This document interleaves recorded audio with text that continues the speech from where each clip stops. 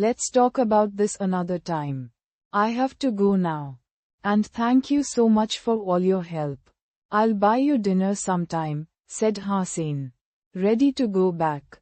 He knew that what Qin Shan said made sense. But he had his own plan.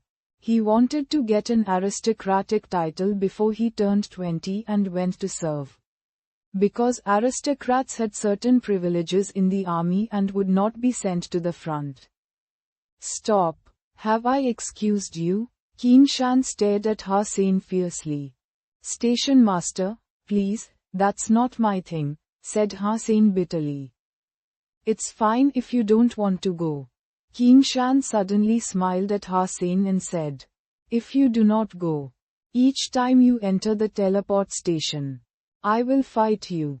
Looking at her evil smile, Hossein's heart sank. He knew that Qin Shan hadn't tried her best at all when fighting with him in the past. Because he was no match for her at the moment. Judging from her expression, he knew if he declined, he would really have a hard time in the future.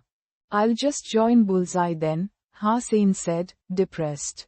Qin Shan snapped at Hossein.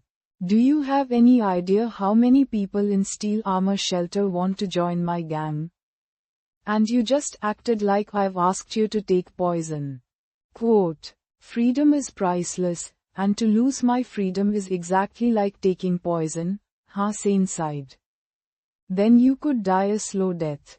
Even if you died and became a ghost, you'd still be my ghost, Qin Shan pouted and said. Hossein knew that Qin Shan had made up her mind.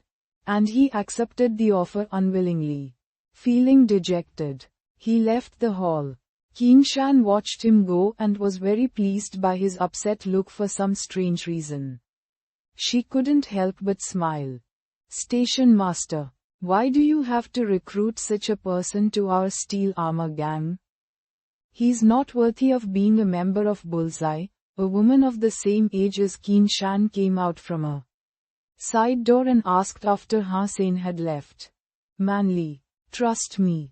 Although this guy can be a bastard sometimes, he does have great potential in some aspects, Qin Shan told Yang Manly seriously. Qin Shan had witnessed what a fast learner and diligent student Hossein was. Repeatedly defeated by her, he didn't go down but grew stronger and stronger. Now even she had to take him seriously. Such progress and mentality were truly amazing. Qin Shan's opinions of Hossein had improved a great deal. Or else she wouldn't have defended him in front of everyone. Hossein returned to his room and teleported back home before Qin Shan had the chance to leave God's sanctuary. He was not the least interested in going to a military school. Before, it would have been a great option for him. Because he could learn hypergeno arts there. Now, with jade skin, he didn't have to waste his time in a military school at all. It would be much wiser for him to spend time hunting and increasing his geno points. As for Bullseye, Hossein had even less interest in joining. Although as a member of Bullseye he could gain assistance from Qin Shan's information network to improve his chance of finding mutant and sacred blood creatures. He would also have to share the meat hunted with the rest of her team. Hossein decided to go hunting alone after some preparation. If Qin Shan didn't see him for a while, she would probably forget about the whole thing. Hossein had wanted to buy an alpha alloy dagger with the 150,000 he had earned. But now he had the broadsword he seized from Liu Feng, so the other was no longer necessary. The broadsword was made of a special alloy with Z metal, which made it very stiff. Its edge could easily cut primitive creatures open. So weapons made from this kind of alloy had always been expensive. Nice. Hossein touched the edge and his finger was cut immediately. Looking at the shiny edge, Hossein loved the weapon so much he couldn't put it down. It's worth the price, he thought to himself. The Ha family had an alloy business before. And although it was a small factory, they had unique formulas. Their products might not be as good as this broadsword, but could also cut open the skin of some primitive creatures. So the business was quite profitable. If it was not for those terrible family members, their company could surely be among the top 3 on planet Roker. But now the company had been bought by Starry Group. Hussein was too young back then. And to this day he still didn't quite understand why Starry Group had to acquire their company. He knew his father's death must have had something to do with Starry Group. But he had no ability to find out the truth. So he had to lay low. Son, today I have something important at work. Can you take Yan to school? Luo Sulm knocked on the door and asked Hussein. School has started already? I did not know that. No worries, Mom. I'll take her, Hussein quickly said. School started a few days ago. And you were in God's sanctuary, so I didn't want to bother you, said Luo Sulm.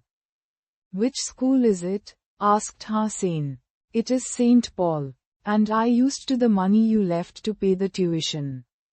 Luo Sulm felt slightly uneasy, as she had spent almost all the money on Yan's school. Great. St. Paul is the best on planet Roker except for the posh schools. Hussein was very happy. He didn't have an aristocratic title for the moment and couldn't send Yan to a posh school. But a good private school is still much better than integrated compulsory education. After chatting with his mother, Hussein took Yan on a maglev train to school.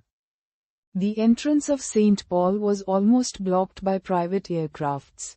And some of them were deluxe. Almost all rich people without an aristocratic title would send their children to St. Paul. And almost all students here were from affluent families.